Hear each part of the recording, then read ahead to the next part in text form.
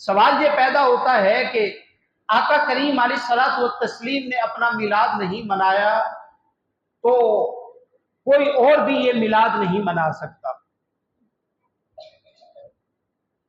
حضرت انس رضی اللہ تعالیٰ عنہ کی روایت ہے،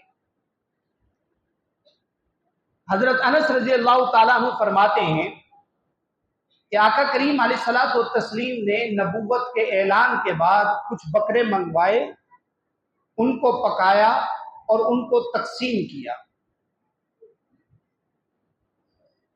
تو حضرت انس فرماتے ہیں کہ میرا خیال ہے کہ آقا کریم علیہ الصلوۃ والتسلیم نے یہ عقیقے کے طور پہ کیا۔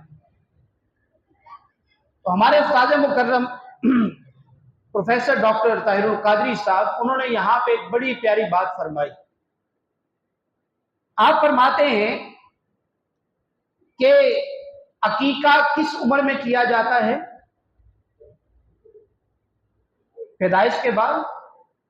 تو فرمایا کہ ساری کتب احادیث اٹھا کے دیکھ لیجئے، امام بیہقی نے اس کو نقل کیا، امام نووی نے نقل کیا، امام عسقلانی نے اس کو نقل کیا، مقدسی نے اس کا تذکرہ کیا کہ آقا کریم علیہ الصلوۃ والتسلیم کا عقیقہ حضرت عبد المطلب نے 7ویں دن مینڈا ذبح کر کے کر دیا تھا۔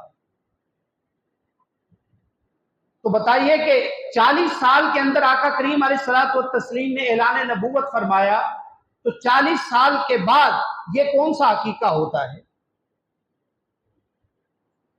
تو امام جلال الدین سیوطی علیہ الرحمہ نے فرمایا حقیقت میں یہ آقا کریم علیہ الصلوۃ والتسلیم کی ولادت کی خوشی کی دعوت تھی جو آقا کریم علیہ الصلوۃ والتسلیم نے بذات خود کی۔